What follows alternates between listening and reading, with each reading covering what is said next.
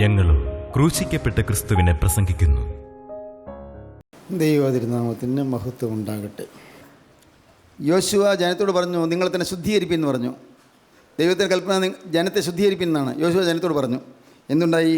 14 വാക്യം മുതൽ വായിക്കാം. നിങ്ങൾ രാവിലെ ഗോത്രം ഗോത്രമായി അടുത്തു വരേണം. യഹോവ പിടിക്കുന്ന ഗോത്രം കുലം കുലമായി അടുത്തു വരേണം. യഹോവ പിടിക്കുന്ന കുലം കുടുംബം കുടുംബമായിട്ട് അടുത്തു വരേണം. യഹോവ പിടിക്കുന്ന കുടുംബം ആളാം പ്രതി അടുത്തു വരേണം. ശബ്ദാർപ്പിത വസ്തുവോടുകൂടെ പിടിപെടുന്നവനെയും അവനുള്ള സകലത്തെയും തീയിലിട്ട് ചുട്ടുകളയണം. അവൻ യഹോവയുടെ നിയമം ലംഘിച്ച് ഇസ്രായേലിൽ വഷളത്വം പ്രവർത്തിച്ചിരിക്കുന്നു. ഗോത്രം ഗോത്രമായി എടുത്തു വരാൻ പറഞ്ഞു. ഓരോ ഗോത്രങ്ങൾ, ഇസ്രായേലിൻ്റെ 12 ഗോത്രങ്ങളും. പിന്നെ കുലം കുലമായി എടുത്തു വരാൻ പറഞ്ഞു, 12 കുലങ്ങൾ. പിന്നീട് ഭവനം ഭവനമായി, കുടുംബം കുടുംബമായി എടുത്തു വരാൻ പറഞ്ഞു, ഓരോ കുടുംബങ്ങൾ. ഓരോ കുടുംബത്തിൽ നിന്നും വ്യക്തി വ്യക്തിയായി എടുത്തു വരാൻ പറഞ്ഞു. അതിലൊരാളെ പിടിക്കപ്പെട്ടു. ഇത്രയേറെ വലിയൊരു ജനക്കൂട്ടം, അതിൽ ഒരാൾ പാപം ചെയ്തു. ഒറ്റയ്ക്കൊരാൾ, ആഖാൻ പാപം ചെയ്തു. നമുക്ക് വായിക്കാം, അടുത്ത പാരഗ്രാഫ് വായിക്കാം.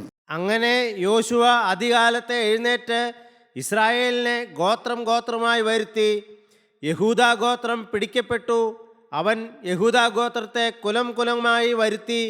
സർഹ്യകുലം പിടിക്കപ്പെട്ടു. അവൻ സർഹ്യകുലത്തെ കുടുംബം കുടുംബമായി വരുത്തി. സബ്ദി പിടിക്കപ്പെട്ടു. അവൻ്റെ കുടുംബത്തെ ആളാം പ്രതി വരുത്തി. യഹൂദാ ഗോത്രത്തിൽ സേരഹിൻ്റെ മകനായ സബ്ദിയുടെ മകനായ കർമ്മിയുടെ മകൻ ആഖാൻ പിടിക്കപ്പെട്ടു. യഹൂദാ ഗോത്രത്തിലുള്ള ആഖാൻ കുറ്റവാളിയായി പിടിക്കപ്പെട്ടു. യോശുവ ആഖാനോട്, മകനെ, ഇസ്രായേലിന്റെ ദൈവമായ യഹോവയ്ക്ക് മഹത്വം കൊടുത്ത് അവനോട് ഏറ്റു പറക. നീ എന്ത് ചെയ്തു എന്ന് പറക, എന്നോട് മറച്ചു വെക്കരുത് എന്ന് പറഞ്ഞു. സ്തോത്രം. ആഖാൻ പിടിക്കപ്പെട്ടു കഴിഞ്ഞപ്പോഴേക്കും അവൻ വിറയിലൂടെ നിൽക്കുകയാണ്. ഇത്രയൊന്നും വേണ്ടായിരുന്നു. യോശുവ ഉപവാസമെടുത്ത് നിലവിളിച്ചുകൊണ്ടിരുന്നപ്പോൾ അവന് യോശുവയിലേക്ക് ഓടി വരാമായിരുന്നു. യജമാനെ, എനിക്ക് തെറ്റുപറ്റി. ഞാനാണ് ഈ ഇത്രയും ജനത്തിന് നഷ്ടം വരാൻ കാരണം. ഞാൻ ഒരുത്തനാണ്. ഞാൻ മൂലമാണ് ഈ വലിയൊരു കൂട്ടം ജനം നാശത്തിൽപ്പെട്ടത്. ഞാൻ എന്താ പരിഹാരം ചെയ്യേണ്ടതെന്ന് എനിക്കറിയാൻ പാടില്ല. ഞാൻ ക്ഷമ ചോദിക്കുകയാണ്. ദൈവത്തിൻ്റെ അഭിഷിക്തനായ, ദൈവത്തിൻ്റെ പ്രവാചകനായ യോശുവയുടെ അടുക്കൽ ഞാൻ ദൈവത്തിൻ്റെ അഭിഷിക്തൻ എന്നുള്ളതുകൊണ്ട് ഞാൻ വരികയാണ്. ഞാൻ തുറന്ന് പറയുകയാണ്, ഞാൻ തെറ്റ് ചെയ്തു പോയി. ശബ്ദാർപ്പിത വസ്തുവിൽ ഞാൻ ചിലത് എടുത്തുപോയി. ഞാൻ വെള്ളിക്കട്ടി എടുത്തു, സ്വർണ്ണം എടുത്തു, ഞാൻ മേലങ്കി എടുത്തു, വസ്ത്രം എടുത്തു, ബാബിലോന്യ വസ്ത്രം നല്ലത് കണ്ടപ്പോൾ അത് എടുത്തു.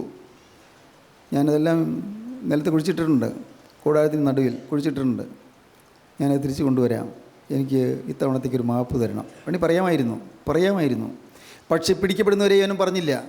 പിടിക്കപ്പെടുന്നവരെയും പറഞ്ഞില്ല. ദൈവത്തിന് സ്തോത്രം. പ്രിയപ്പെട്ടവരെ, ന്യായവിധിയുടെ നാൾ വരെയും ഇന്നും മനസ്സിൽ ചില കറകൾ വെച്ചുകൊണ്ടിരിക്കുന്നവരുണ്ട്. മരിക്കുന്നവരെയും കറകളെക്കുറിച്ച് ചിന്തയില്ലാതെ അലസരായിരിക്കുന്നവരുണ്ട്. അതെങ്ങനെ പറയേണ്ട കാര്യമില്ല, അത് തിരുത്തേണ്ട കാര്യമില്ല, അതിൽ ദൈവം സ്നേഹമല്ലേ, ദൈവം ക്ഷമിക്കും, ദൈവം കരുണയല്ലേ എന്നൊക്കെ പറഞ്ഞുകൊണ്ടിരിക്കുന്ന ആളുകളുണ്ട്. ദൈവത്തിന് സ്തോത്രം. ആഖാൻ പിടിക്കപ്പെട്ടു. യോശുവ ആഖാനോട് പറഞ്ഞു, അവനെ, ഇസ്രായേൽ ദൈവമായ യഹോവയ്ക്ക് മഹത്വം കൊടുത്ത് അവനോട് നീ ഏറ്റു പറയുക, എന്നോട് നീ മറച്ചു വയ്ക്കരുത്. ദൈവത്തോട് നീ ഏറ്റു പറയുക, എന്നോട് നീ മറച്ചു വയ്ക്കരുത്. നീ എന്ത് ചെയ്തു എന്ന് പറയുക, എന്താണ് സംഭവിച്ചത് എല്ലാം കൃത്യമായി പറയുക. ഞാൻ പാപം ചെയ്തെന്ന് പറഞ്ഞാൽ പോരാ, ഞാൻ മോഷ്ടിച്ചെന്ന് പറഞ്ഞാൽ പോരാ. നീ കൃത്യമായി സ്പെസിഫിക്കായി മുഴുവനും കൃത്യമായി നീ ഏറ്റു പറയണം. മകനെ, ഇസ്രായേൽ ദൈവമായ യഹോവയ്ക്ക് മഹത്വം കൊടുത്ത് അവനോട് ഏറ്റു പറയുക, നീ എന്ത് ചെയ്തു എന്ന് പറയുക. കൃത്യം പറയണം, എന്ത് ചെയ്തു എന്ന് പറയുക. എന്നോട് നീ മറച്ചു വയ്ക്കരുത് എന്ന് പറഞ്ഞു ആഖാൻ യോശുവയോട്. ഞാൻ ഇസ്രായേലിന്റെ ദൈവമായ യഹോവയോട് പിഴച്ച് ഇന്നത് ചെയ്തിരിക്കുന്നു സത്യം. ഇന്നത് ചെയ്തിരിക്കുന്നു. ഓരോന്നോരോന്ന് പറയുകയാണ്. ഇന്നത് ചെയ്തിരിക്കുന്നു സത്യം. എന്തൊക്കെയാണത്? ഞാൻ കൊള്ളയുടെ കൂട്ടത്തിൽ വിശേഷമായ ഒരു ബാബിലോന്യ മേലങ്കിയും. വിശേഷമായൊരു ബാബിലോന്യ മേലങ്കി കണ്ടു. മനോഹരമായൊരു മേലങ്കിയാണ്, അതിവിശേഷമായ മേലങ്കിയാണ്. നമ്മുടെ നാട്ടിലും കിട്ടുന്നതല്ല. ബാബിലോന്യ മേലങ്കിയാണ്. ബാബിലോണിയയിലെ നെബൂഖദ്നേസർ രാജാവിൻ്റെ രാജധാനിയിൽ ഉപയോഗിച്ചുകൊണ്ടിരുന്ന മേലങ്കിയാണ്. അത് ഞാൻ കണ്ടു, അത് എടുത്തു. 200 ശേക്കൽ വെള്ളിയും. അവിടെ 200 ശേക്കൽ വെള്ളി കിട്ടി, അതും കിട്ടിയെടുത്തു.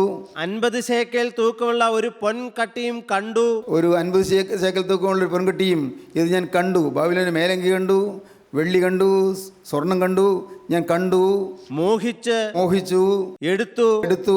അവ എന്റെ കൂടാരത്തിന്റെ നടുവിൽ നിലത്ത് കുഴിച്ചിട്ടിരിക്കുന്നു, അത് മറച്ചു വെച്ചിരിക്കുന്നു. സ്തോത്രം. വെള്ളി അടിയിലാകുന്നു എന്ന് ഉത്തരം പറഞ്ഞു. ആയിട്ടാണ് പറയുന്നത്, വെള്ളി അടിയിലാകുന്നു. ശരിയായ കുമ്പസാരമാണ്, ശരിയായ കുമ്പസാരം. പ്രിയപ്പെട്ടവരെ ചോദിച്ചു കൊള്ളട്ടെ, നമ്മൾ പലരുടെയും കുമ്പസാരം എങ്ങനെയാണ്? ഞാൻ എല്ലാ പാവവും ചെയ്തു പോയി, എല്ലാ പാവവും ചെയ്തു പോയി, അങ്ങനെയല്ലേ പലരും പറയുന്നത്. അല്ലെങ്കിൽ ഞാൻ നുണ പറഞ്ഞു പാവമാണ്, പക്ഷേ അതുകൊണ്ട് കാര്യം തീരുമോ? എൻ്റെ ജീവിതത്തിലെ മാരകമായ പാവങ്ങളൊന്നും പറഞ്ഞില്ല. പാവപ്പെട്ട അച്ഛൻ പറഞ്ഞതൊക്കെ കേട്ടു, അത്ര തന്നെ. വേറെ കൂടുതലൊന്നും പറയുന്നില്ലല്ലോ. എന്തെങ്കിലും പറയാനുണ്ടോ എന്ന് ചോദിച്ചു. ഇല്ല, ഇനിയൊന്നും പറയാനില്ലെന്ന് പറഞ്ഞു. അച്ഛൻ നെറ്റിയിൽ 3 പ്രാവശ്യം പിതാവിൻ്റെയും പുത്രൻ്റെയും പരിശുദ്ധാത്മാവിൻ്റെ നാമത്തിൽ കുരിശുകളെ ഇട്ടു. പിറ്റേ ദിവസം പോയി കുർബാന കൊണ്ടു. പാവം ക്ഷമിക്കുമോ? പാവം മോചിക്കുമോ? വ്യർത്ഥമായ ചില ചടങ്ങുകളിൽ മാത്രം ആശ്രയിച്ച് നിൽക്കുകയാണ്. പാവം വേദനയോടെ ഇന്നത് ചെയ്തു എന്നേറ്റ് പറയണം. ഇന്ന കാര്യങ്ങൾ തെറ്റുപറ്റി. ദൈവത്തിന് സ്തോത്രം. ഞാൻ ഓർക്കുന്നു, ദൈവത്തിന് സ്തോത്രം. എൻ്റെ ചെറുപ്രായത്തിലാണ്, 18 വയസ്സൊക്കെ കാണുമായിരിക്കും. ഞാൻ മനസ്സിലാപ്പെടുന്ന ശേഷമാണ്. ഞാൻ പഴന്തോട്ടത്ത് ഒരു കൺവെൻഷൻ നടക്കുന്നുണ്ടായിരുന്നു. അത് കേൾക്കാൻ ഞാൻ പോയി, പ്രസംഗം കേൾക്കാൻ പോയി. ബഹുമാനപ്പെട്ട എലോനാവണിയിൽ തോമസ് അച്ഛനാണ് പ്രസംഗിക്കുന്നത്. അദ്ദേഹം ഇല്ല, അനുഗ്രഹീതമായ പ്രസംഗമായിരുന്നു. എലോനാവണിയിൽ തോമസ് അച്ഛൻ അദ്ദേഹം പ്രസംഗിച്ചു കഴിഞ്ഞു. എനിക്കൊരു കുറ്റബോധം, ശരിയായ കുമ്പസാരം നടത്തണമല്ലോ എന്ന്. ഞാൻ അച്ഛനടുക്ക് ചെന്ന് ചോദിച്ചു. പിറ്റേ ദിവസം അവിടെ കുർബാനയുണ്ട്. സൺഡേ സ്കൂൾ ബിൽഡിംഗ് ആയിരുന്നു, ഇന്നത്തെ പള്ളിയല്ല, പഴയ ഒരു സൺഡേ സ്കൂൾ ബിൽഡിംഗ്. അവിടെ അച്ഛൻ പ്രത്യേകിച്ച് കുർബാന ചൊല്ലുകയാണ്. ഞാൻ പറഞ്ഞു, അച്ഛൻ ഞാൻ രാവിലെ തന്നെ വന്നാൽ എനിക്ക് കുമ്പസാരിക്കാൻ പറ്റുമോ? കുമ്പസാരിക്കാമല്ലോ. രാവിലെ ചെന്നു. ദൈവത്തിന് സ്തോത്രം. ഇന്ന് ഞാൻ ഓർക്കുന്നു, അന്ന് ഞാൻ വടൂർ സ്കൂളിൽ ഒരു ജൂനിയർ മോസ്റ്റ് അധ്യാപകനായിട്ട് ജോലി ചെയ്യുകയാണ്, മിഡിൽ സ്കൂൾ സെക്ഷനിൽ. ദൈവത്തിന് സ്തോത്രം. ഞാൻ ചെന്നു, അച്ഛനമ്പിൽ മുട്ടുകുത്തി. എനിക്ക് എൻ്റെ ഹൃദയത്തിൽ കൂടി പോയ കാര്യങ്ങൾ, ഭാഗ്യവശാൽ പ്രവൃത്തിയിലൊന്നും വന്നില്ലായിരുന്നു. ഹൃദയത്തിൽ കൂടി പോയ കാര്യങ്ങൾ, എൻ്റെ ദൈവീയാഗ്രഹം, എൻ്റെ സ്വാർത്ഥത എന്നിങ്ങനെയുള്ള കാര്യങ്ങൾ ഓരോന്നോരോന്ന് എല്ലാം കൃത്യമായിട്ട് ഞാൻ ഏറ്റു പറഞ്ഞു. ഞാൻ പറഞ്ഞുകൊണ്ടിരിക്കുമ്പോൾ എൻ്റെ തലയിൽ നനയുന്നു. എനിക്ക് മനസ്സിലായി അച്ഛൻ കരയുകയാണെന്ന്. അച്ഛൻ്റെ കണ്ണിൽ നിന്ന് കണ്ണീർ എൻ്റെ തലയിലേക്ക് വന്ന് വീഴുന്നു. എൻ്റെ കണ്ണിൽ നിന്ന് കണ്ണീർ അച്ഛൻ്റെ ഭാഗത്തിൽ വന്ന് വീഴുന്നു. ദൈവത്തിന് സ്തോത്രം. അതൊരു വലിയ അനുഭൂതിയായിരുന്നു, വലിയൊരു അനുഭവമായിരുന്നു. ദൈവത്തിന് സ്തോത്രം. ദൈവത്തിൻ്റെ വലിയ നാമം എന്നതെല്ലാം ഓർത്ത് ഞാൻ ദൈവത്തെ സ്തുതിക്കുന്നു. അന്നതെല്ലാം ഏറ്റുപറഞ്ഞ് ഒരു മോചനം കിട്ടിയത് ഓർത്ത് ഞാൻ ദൈവത്തെ സ്തുതിക്കുന്നു. അന്ന് സാക്ഷാൽ വിശുദ്ധ കുർബാന അനുഭവിച്ചു. പേരിനുള്ള കുർബാന അനുഭവമല്ല, സാക്ഷാലുള്ള അനുഭവം. സാക്ഷാത്തായ കുർബാന അനുഭവം നിങ്ങൾക്കുണ്ടോ പ്രിയപ്പെട്ടവരെ? ചോദിക്കട്ടെ, സാക്ഷാത്തായ കുർബാന അനുഭവം.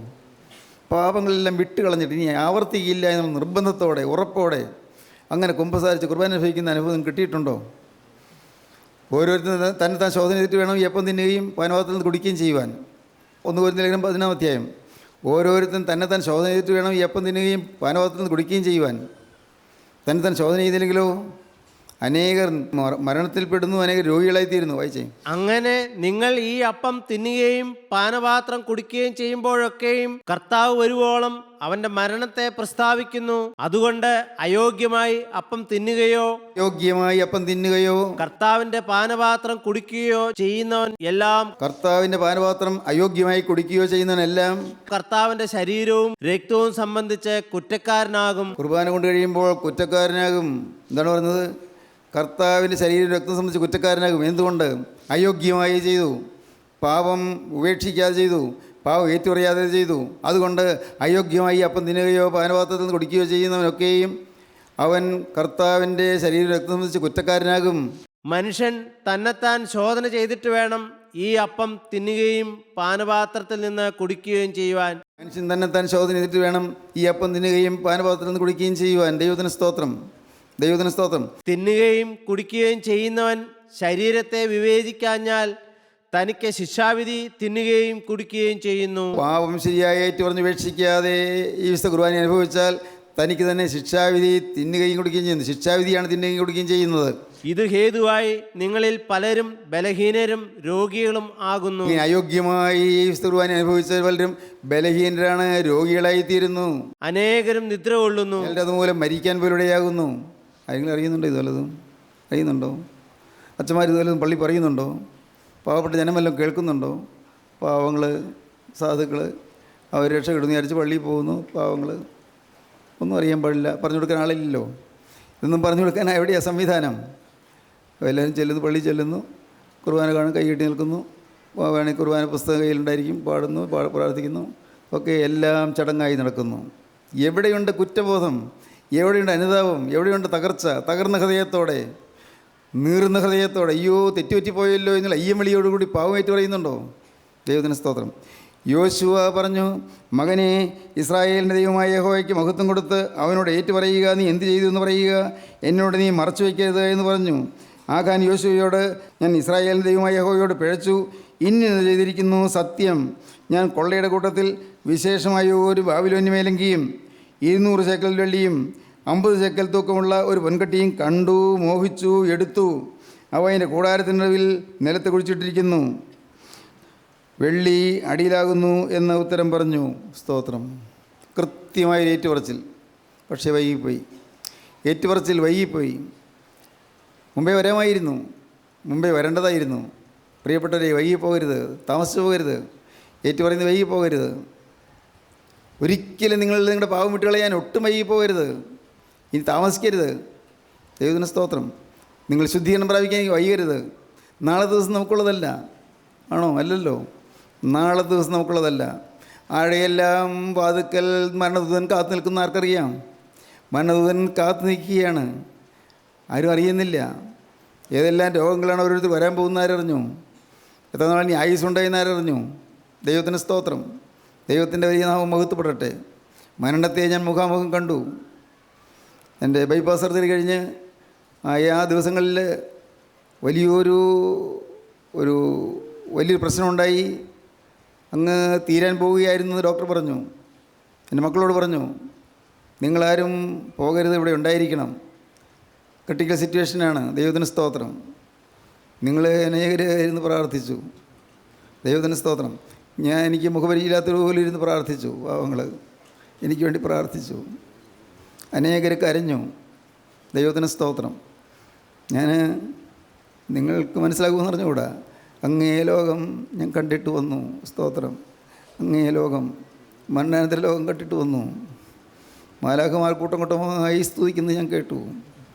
ഞാൻ ആ വെന്റിലേറ്റർ കിടക്കുമ്പോൾ എനിക്കറിയാൻ പാടില്ല ഞാൻ മയങ്ങുകയായിരുന്നു അതോ മരിച്ചു കഴിഞ്ഞോ എനിക്കറിയാൻ പാടില്ല.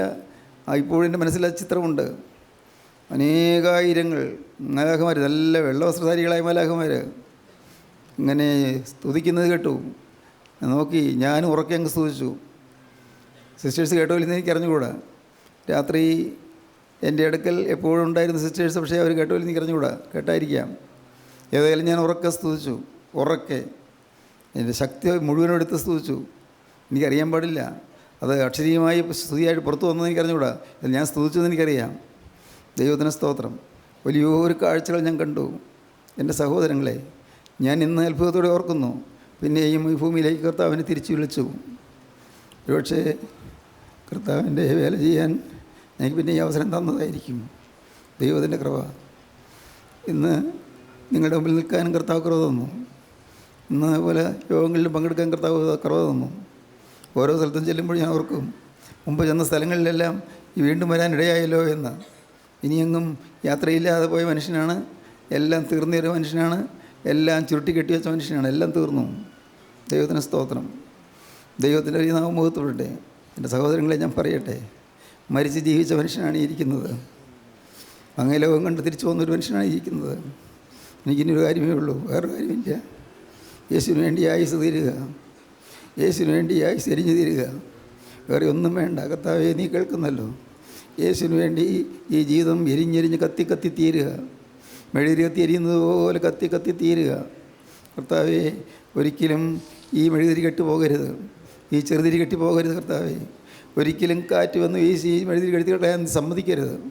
നിൻ്റെ കൈവെള്ള കൊണ്ട് എൻ്റെ ഈ മെഴുകുതിരിയെ നീ പൊതിഞ്ഞ് സൂക്ഷിക്കുക. ദൈവത്തിന് സ്തോത്രം. സഹോദരങ്ങളെ, എനിക്ക് നിങ്ങളോട് യാതനയുണ്ട്, ഒരപേക്ഷയുണ്ട്. പാവം നിങ്ങൾ വിട്ടുകളയാൻ താമസിക്കരുത്. പാവത്തോട് യാത്ര പറയാൻ താമസിക്കരുത്. സ്വർഗത്തിലെ ദൈവത്തിൻ്റെ കരുണ നിങ്ങൾക്ക് അവസരം തരികയാണ്. എന്നൊരു ദിവസം നിങ്ങൾക്ക് തരുന്നുണ്ട്. നാളെ എന്തെന്നും ആരും അറിയുന്നില്ലല്ലോ. എന്തൊക്കെയാണ് നാളെ സംഭവിക്കുന്നത് അറിയുന്നില്ലല്ലോ. നമുക്ക് ഒരുങ്ങണം, ശുദ്ധീകരണം പ്രാപിക്കണം. ദൈവത്തിന് സ്തോത്രം. ശുദ്ധീകരണം പ്രാപിക്കണം. നമുക്ക് കഴികൾ പ്രാപിക്കണം. ദൈവത്തിന് സ്തോത്രം. നാം ക്രിസ്തുവിൻ്റെ വകയായി തീരണം. ആഖാൻ പിടിക്കപ്പെട്ടു. ആഖാൻ പാവം ഏറ്റു പറഞ്ഞു, പക്ഷെ വൈകിപ്പോയി. എന്തുണ്ടായി? നാം വായിക്കുന്ന ഇങ്ങനെയാണ്: യോശുവ ദൂതന്മാരെ അയച്ച് അവർ കൂടാരത്തിൽ ഓടിച്ചെന്നു. കൂടാരത്തിൽ അതും അടിയിൽ വെള്ളിയും കുഴിച്ചിട്ടിരിക്കുന്നത് കണ്ടു. അവർ അവയെ കൂടാരത്തിൽ നിന്ന് എടുത്ത് യോശുവയുടെയും എല്ലാ ഇസ്രായേൽ മക്കളുടെയും അടുക്കൽ കൊണ്ടുവന്നു യഹോവയുടെ സന്നിധിയിൽ വച്ചു. ദൈവത്തിന് സ്തോത്രം. എല്ലാം കണ്ടെടുത്തു. മോഷ്ടിച്ചുകൊണ്ട് പോയതെല്ലാം, ആഖാൻ മോഷ്ടിച്ചതെല്ലാം തിരികെ കണ്ടെടുത്തു. സമയം വൈകിപ്പോയി, പക്ഷേ തിരികെ കണ്ടെടുത്തു. എന്നിട്ട് ആഖാൻ എന്ത് ചെയ്തു? 25-ാം വാക്യം മുതൽ: ഇങ്ങനെ അവനുള്ള സകലവുമായി ആഖോർ താഴ്വരയിൽ കൊണ്ടുപോയി. നീ ഞങ്ങളെ വലച്ചത് എന്തിന്? യഹോവ ഇന്ന് നിന്നെ വലയ്ക്കും എന്ന് യോശുവ പറഞ്ഞു. പിന്നെ ഇസ്രായേൽ എല്ലാം അവനെ കല്ലെറിഞ്ഞു. അവരെ തീയിലിട്ട് ചുട്ടുകളയുകയും കല്ലെറിയുകയും ചെയ്തു. അവൻ്റെ മേൽ അവർ ഒരു വലിയ കൽക്കുന്ന് കൂട്ടി. അത് ഇന്നുവരെ ഇരിക്കുന്നു. ഇങ്ങനെ യഹോവയുടെ ഉഗ്രകോപം മാറി. അതുകൊണ്ട് ആ സ്ഥലത്തിന് ആഖോർ താഴ്വര എന്ന് ഇന്നുവരെ പേർ പറഞ്ഞു വരുന്നു. ആഖോർ താഴ്വര. സ്തോത്രം. വലിയൊരു മുന്നറിയിപ്പാണ്. ആഖോർ താഴ്വര. പാവി പിടിക്കപ്പെടുന്നു, പാപം പിടിക്കപ്പെടുന്നു, പാപം ശിക്ഷിക്കപ്പെടുന്നു. സാരമല്ല, ആഖോർ താഴ്വരയിലേക്ക് അവനെ കൊണ്ടുപോയി. ദൈവത്തിന് സ്തോത്രം. സഹോദരങ്ങളെ, ഇന്ന് അഹങ്കരിക്കുന്നവരില്ലേ? അഹങ്കരിക്കുന്നവർ. ദൈവത്തിന് സ്തോത്രം. വാക്കിൽ അഹങ്കരിക്കുന്നു, പ്രവൃത്തിയിൽ അഹങ്കരിക്കുന്നു. എനിക്കതെല്ലാം കഴിവുണ്ടെന്ന് ചിന്തിച്ച് അഭിമാനം കൊള്ളുന്നു. മോനെ, ഒന്നുമില്ല. നിൻ്റെ കഴിവെല്ലാം ഒരു സെക്കൻഡോട് മാറാനേ ഉള്ളൂ. എല്ലാം നിൻ്റെ വിദ്യാഭ്യാസത്തിൻ്റെ മികവും ഒരു സെക്കൻഡോട് തീരാനേ ഉള്ളൂ. മോളെ, നിൻ്റെ സൗന്ദര്യവും നിൻ്റെ ആരോഗ്യവും എല്ലാം ഒരു സെക്കൻഡോട് തീരാനേ ഉള്ളൂ. എപ്പോഴാണ് ഈ ശരീരത്തിൽ നിന്ന് ജീവൻ പോകുന്ന ആരറിഞ്ഞു? എപ്പോഴാണ് ഒരു മാരകമായ രോഗം നിനക്ക് പിടിപെടുന്ന ആരറിഞ്ഞു? എപ്പോഴാണ് നീ ഒരു ആക്സിഡൻറ്റിൽ പെടുന്നത് ആരറിഞ്ഞു? ദൈവത്തിന് സ്തോത്രം. ദൈവത്തിൻ്റെ ഒരു നാമം മഹത്വപ്പെടട്ടെ. പ്രിയപ്പെട്ടവരെ, ആർക്കും അഭിമാനിക്കാനൊന്നുമില്ല. നമുക്ക് സ്വന്തം ശക്തിയിൽ ഊന്നാനില്ല, സ്വന്തം വിവേകത്തിൽ ഊന്നാനുമില്ല, ഒരിടത്തും ആശ്രയിക്കാനില്ല. യേശു, യേശു മാത്രം. ദൈവത്തിന് സ്തോത്രം. ദൈവത്തിന് സ്തോത്രം. ആഖോർ താഴ്വരയിലേക്ക് അവനെ കൊണ്ടുപോയി. എല്ലാ ജനങ്ങളും ചുറ്റി നിന്നു. ഇസ്രായേലെല്ലാം ചുറ്റി നിന്നു. അവനെ ആ ആഖോർ താഴ്വരയിൽ കൊണ്ടുപോയി കല്ലെറിഞ്ഞു കൊന്നു.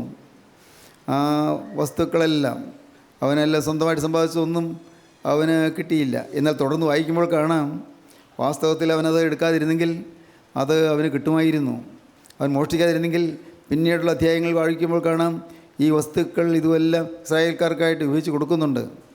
ആ പോയ ഇസ്രായേൽക്കാർക്കെല്ലാമായിട്ട് ഇതെല്ലാം വിഭജിച്ച് കൊടുക്കുന്നുണ്ട്. യുദ്ധത്തിന് പോയവർക്ക് എല്ലാവർക്കും അത് വിഭാഗിച്ച് കൊടുക്കുന്നുണ്ട്. ആ കൂട്ടത്തിൽ ആഖാനും കിട്ടുമായിരുന്നു. ആഖാൻ ദൈവം കൊടുക്കുന്നതിന് മുൻപ് കയറി എടുത്തതാണ് അപകടം പറ്റിയത്. ആ ഭാഗം ഇപ്പോൾ പറയാൻ സമയമില്ല, അതുകൊണ്ട് അതിലേക്ക് കടക്കുന്നില്ല. പക്ഷേ ഒന്ന് ഞാൻ പറയാം. ദൈവത്തിന് സ്തോത്രം. നിനക്ക് വേണ്ടി ദൈവം നിയമിച്ചിരിക്കുന്നത് നീ സന്തോഷത്തോടെ സ്വീകരിച്ചാൽ മതി. നിനക്ക് വേണ്ടി ദൈവം എല്ലാം കരുതിയിട്ടുണ്ട്. മോനെ, നിനക്ക് വേണ്ടി എല്ലാം കരുതിയിട്ടുണ്ട്. മോളെ, നിനക്ക് വേണ്ടി എല്ലാം കരുതിയിട്ടുണ്ട്. നിൻ്റെ വിവാഹത്തിൻ്റെ കാര്യം നീ തന്നെ അന്വേഷിക്കേണ്ട. നീ ദൈവത്തിൻ്റെ പിന്നാലെ പോയി നിൻ്റെ ജീവിതം നശിപ്പിക്കേണ്ട. മോളെ, നിൻ്റെ ജീവിതം നീ തുലച്ച് കളയണ്ട. മോനെ, നിൻ്റെ ജീവിതം നീ വല്ല പെൺകുട്ടികളുടെയും പിറകെ നടന്ന് നിൻ്റെ ആയുസ് നശിപ്പിക്കേണ്ട. നിൻ്റെ പഠിത്തം കളയണ്ട. ദൈവത്തിന് സ്തോത്രം. നിനക്കിന്ന് നല്ല അവസരമാണ്. ഇന്ന് നിനക്ക് മനം തിരിയാം. നിനക്ക് വേണ്ടി ഏറ്റവും നല്ല ദൈവം കരുതിയിട്ടുണ്ട്. എന്തിന് നീ അഴലുന്നു? എന്തിന് നീ വിഷമിക്കുന്നു? നിൻ്റെ വിവാഹം നടന്നിട്ടില്ലേ? പേടിക്കേണ്ട. നിനക്ക് കുഞ്ഞുണ്ടായില്ലേ? പേടിക്കേണ്ട. സ്തോത്രം. നിനക്ക് ഏറ്റവും നല്ല ഒരു ഇണയെ തരാൻ ദൈവം ശക്തനാണ്. അറിയാമോ നിങ്ങൾക്ക്? സ്വർഗത്തിലെ ദൈവം ശക്തനാണ്. നിങ്ങൾക്ക് ഏറ്റവും പ്രയോജനമുള്ള ഒരു വധുവിനെ, ഒരു വരനെ തരാൻ ദൈവം ശക്തനാണ്. മക്കളുടെ വിവാഹത്തെ ഓർത്ത് വ്യാകുലപ്പെടുന്നവരുണ്ടല്ലോ. ഞാൻ വിശ്വസിക്കുന്നു, സ്വർഗത്തിലെ ദൈവം എല്ലാം കാണുന്നു, എല്ലാം അറിയുന്നു. നിങ്ങളുടെ ജീവിതം യേശുവിന് കൊടുത്താൽ നിങ്ങളുടെ കാര്യം യേശുവിൻ്റെ കാര്യമാകും. നല്ല അനുഭവത്തോടെയാണ് പറയുന്നത്. എൻ്റെ കാര്യം എനിക്ക് കഴിവുള്ളതുപോലെ ഞാൻ യേശുവിന് കൊടുത്തു. എൻ്റെ കാര്യങ്ങളെല്ലാം, എൻ്റെ കാര്യം, എൻ്റെ കുടുംബം, എൻ്റെ മക്കൾ, മക്കളുടെ മക്കൾ, മക്കളുടെ മക്കൾ, എല്ലാം എല്ലാം യേശുവിൻ്റെ കയ്യിലേക്ക് ഏൽപ്പിച്ചു. ദൈവത്തിന് സ്തോത്രം. എല്ലാം ഏൽപ്പിച്ചു. Commit thy way to God, he will sustain thee. നിൻ്റെ വഴി യഹോവയെ ഫലമേൽപ്പിക്കുക, അവനിൽ ആശ്രയിക്കുക, അവനെ നിർവഹിക്കും. നിൻ്റെ വഴി യഹോവയെ ഫലമേൽപ്പിക്കുക. Commit thy way to God. ദൈവത്തിൻ്റെ വഴി ഏൽപ്പിച്ചു കൊടുക്കുക. സ്തോത്രം. എല്ലാം ഏൽപ്പിച്ചു കൊടുത്താൽ നമ്മുടെ കാര്യം കർത്താവ് നോക്കും. നമ്മുടെ ചുമട് കർത്താവ് ഏൽക്കും. നാം ഇനി ചുമന്ന് വിഷമിക്കേണ്ട. സ്നേഹിത, നീ ഭയപ്പെടേണ്ട. നീ ചുമന്ന് വലയേണ്ട. നിൻ്റെ ചുമട് ചുമന്ന് നീ വിഷമിച്ച് നടക്കേണ്ട. യൗവനക്കാരാ, നിൻ്റെ ജീവിതത്തിലെ ചുമടുകൾ വളരെ ഉണ്ട്, എനിക്കറിയാം. എന്നാൽ ആ ചുമടുകൾ കർത്താവ് അറിയുന്നു. കർത്താവ് അതെല്ലാം മാറ്റേണ്ട സമയത്ത് മാറ്റിക്കൊള്ളു. നീ ഭയപ്പെടേണ്ട. നിൻ്റെ പ്രാരബ്ധങ്ങൾ, നിൻ്റെ ക്ലേശങ്ങളെല്ലാം കർത്താവ് കാണുന്നുണ്ട്. നിൻ്റെ കടങ്ങൾ, നിൻ്റെ വിഷമതകളെല്ലാം കർത്താവ് കാണുന്നുണ്ട്. സ്നേഹിത, നിൻ്റെ ജീവിതത്തിൽ നീ അനുഭവിക്കുന്ന യാതനകളെല്ലാം കർത്താവ് കാണുന്നുണ്ട്. മകളെ, നീ നേരിടുന്നതായി പ്രശ്നങ്ങളെല്ലാം കർത്താവ് കാണുന്നുണ്ട്. നിൻ്റെ കുടുംബത്തിൽ നീ അഴലുന്ന കാര്യങ്ങളെല്ലാം കർത്താവ് കാണുന്നുണ്ട്. സ്വർഗത്തിലെ ദൈവം എല്ലാം ഓർത്തിട്ടുണ്ട്. സ്തോത്രം. യഹോവ ഓർത്തിരിക്കുന്നു. സ്തോത്രം. ദൈവം ഒന്നും മറന്നു പോയിട്ടില്ല. എൻ്റെ ദൈവം മറക്കുന്നവനല്ല, എൻ്റെ ദൈവം പൊറുക്കുന്നവനാണ്. സ്തോത്രം. എൻ്റെ ദൈവമേ, എൻ്റെ ജീവനുള്ള ദൈവം സ്നേഹം മാത്രമാണ്. ആ നല്ലവനായ യേശുവിനെ ഇപ്പോൾ നിങ്ങൾ വിളിക്കാമോ? അവൻ്റെ കരുത്തിലേക്ക് നിൻ്റെ ജീവിതം വെച്ച് കൊടുക്കാമോ? യേശുവേ, ഇത്രയും കാലം നഷ്ടപ്പെടുത്തിയല്ലോ. ഇന്ന് ഞാനിതാ ആഘോർ താഴ്വരയുടെ അന്തത്തിലേക്ക് പോകുന്നതിന് മുൻപ്, മാരകമായ നാശത്തിലേക്ക് പോകുന്നതിന് മുൻപ്, ഇപ്പോൾ നാഥ, ഞാൻ എൻ്റെ പാവങ്ങൾ ഏറ്റുപറഞ്ഞ് ഉപേക്ഷിക്കുന്നു. ഞാൻ എന്നെ തന്നെ ശുദ്ധീകരിക്കുന്നു. എൻ്റെ മേൽ തൃക്കരം വയ്ക്കണമേ. നിൻ്റെ തിരുവിലാവിൽ നിന്നൊഴിയ തിരു രക്തം ഒരു തുള്ളി എൻ്റെ നെറ്റിമേൽ പതിയണമേ. യേശുവേ, ഇപ്പോൾ തന്നെ നീ എൻ്റെ അരികിലേക്ക് വരണമേ. നാഥ, ഇപ്പോൾ തന്നെ എൻ്റെ യേശുവേ, എൻ്റെ പാപങ്ങൾ കഴുകണമേ. നാളെയല്ല, നാളെ കഴിഞ്ഞല്ല, ഇനിയത്തെ യോഗത്തിലല്ല, ഇന്നൊരു ദിവസം യേശുവേ, ഇതാ എൻ്റെ ആയുസ് നിൻ്റെ കയ്യിലേക്ക് ഞാനിതാ വെച്ച് തരുന്നു. കർത്താവേ, എൻ്റെ ഭാവിയെ ഇതിനെ ഏൽപ്പിക്കുന്നു. നാളെ എന്ത് എന്ന് എനിക്ക് അറിഞ്ഞുകൂടാ. എന്നാൽ ഒന്നെനിക്കറിയാം, യേശു എൻ്റെ കൂടെ ഉണ്ടായിരുന്നാൽ മാത്രം മതി എന്ന് എനിക്കറിയാം. യേശുവേ, എൻ്റെ ആങ്സൈറ്റീസ്, എൻ്റെ ഫിയേഴ്സ്, എൻ്റെ സംശയങ്ങൾ, എൻ്റെ ആശങ്കകൾ, എൻ്റെ ഭയപ്പാടുകൾ, എൻ്റെ ഭീതികൾ എല്ലാം ഞാനിതാ കൊണ്ടുവരുന്നു. എൻ്റെ മനസ്സിനെ അലട്ടുന്ന പ്രശ്നങ്ങളെല്ലാം കൊണ്ടുവരുന്നു. യേശുവേ, നീ ഒന്ന് പിടിച്ചുകൊള്ളണമേ. എന്നെ നീ പിടിച്ച് ഉയർത്തണമേ കർത്താവേ. എന്നെ നീ അടിച്ച് നിൻ്റെ മാറോട് അണയ്ക്കണമേ കർത്താവേ. തിരക്തത്താൽ എന്നെ പൊതിയണമേ കർത്താവേ. തിരക്തത്താൽ എൻ്റെ പാവങ്ങൾ കഴുകി കളയണമേ കർത്താവേ. വന്നുപോയ തെറ്റുകളെല്ലാം കഴുകി എന്നെ വിശുദ്ധീകരിക്കണമേ. എൻ്റെ മേൽ നിൻ്റെ തൃക്കരം വെച്ച് എന്നെ ആശീർവദിക്കണമേ കർത്താവേ. തിരുനാമനിൽ കൂടി മഹത്വപ്പെടുത്തണമേ കർത്താവേ. നിത്യതയിലേക്ക് ഞാൻ വരുമ്പോൾ കറതീർന്നവനായി കളങ്കമില്ലാത്തനായി വരുവാൻ എന്നെ ഒരുക്കണമേ കർത്താവേ. അവിടുത്തെ കൃപയുടെ കാര്യത്തിലേക്ക് ഞാൻ ഏൽപ്പിക്കുകയാണ് യേശുവേ. ഇപ്പോൾ തന്നെ നിൻ്റെ കാര്യത്തിൽ വെച്ച് അനുഗ്രഹിക്കണമേ. ഹല്ലേലൂയ. യേശുവേ, നിന്നോടൊരു വാക്ക് പറയുന്നു കർത്താവേ. ഇനിമേൽ ഞാൻ പുതിയ മനുഷ്യനായിരിക്കും. ഇനിമേൽ ഞാൻ നിൻ്റെ വകയായിരിക്കും. യേശുവേ, നീ എനിക്ക് വേണ്ടി മരിച്ചതിനാൽ ഇന്നു മുതൽ ഞാൻ നിനക്കായി ജീവിക്കും. ഹല്ലേലൂയ. അങ്ങനെ തീരുമാനമുള്ളവർ മാത്രം കരങ്ങൾ ഉയർത്തുകയും നിങ്ങൾക്ക് വേണ്ടി പ്രാർത്ഥിക്കാം.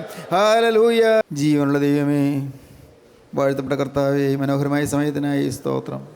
അവിടുത്തെ ഈ മക്കളെ അവിടെ തൊട്ടതിനായി സ്തോത്രം. അവിടെ പ്രശ്നങ്ങളെ അവിടെ നിന്ന് പരിഹരിക്കാൻ തൃക്കരം വെച്ചതിനായി സ്തോത്രം. രോഗങ്ങളെ അകറ്റിയതിനായി സ്തോത്രം. ഭാരങ്ങൾ നീക്കിയതിനായി സ്തോത്രം. കർത്താവ്, രോഗക്കിടക്കയിൽ കിടക്കുന്നവരെ രോഗക്കിടക്കയിൽ അവിടെ സന്ദർശിക്കുന്നതിനായി സ്തോത്രം. എൻ്റെ കർത്താവേ, ഞങ്ങളുടെ വേദന വിഷയങ്ങളെല്ലാം അവിടെ ഏറ്റെടുത്തതിനായി സ്തോത്രം. ഞങ്ങളുടെ ആകുലങ്ങളോട് തൃക്കരങ്ങൾ എടുത്തതിനായി സ്തോത്രം. എൻ്റെ കരുണയുള്ള കർത്താവേ, ഇന്നത്തെ പോലൊരു ദിവസം അവിടെ നിന്ന് വീണ്ടും വരുമ്പോൾ തിരുസനിലേക്ക് പറന്നുയരാൻ ഞങ്ങളെ യോഗ്യരാക്കി തീർക്കണമേ, വിശുദ്ധീകരിക്കണമേ. യേശുക്രിസ്തുവിൻ്റെ മഹത്വപൂർണ്ണമായ നാമത്തിൽ പ്രാർത്ഥിക്കുന്ന കൃപയോടെ കേൾക്കണം പിതാവേ. ആമീൻ. ഹല്ലേലൂയ. ദൈവത്തിന് സ്തോത്രം.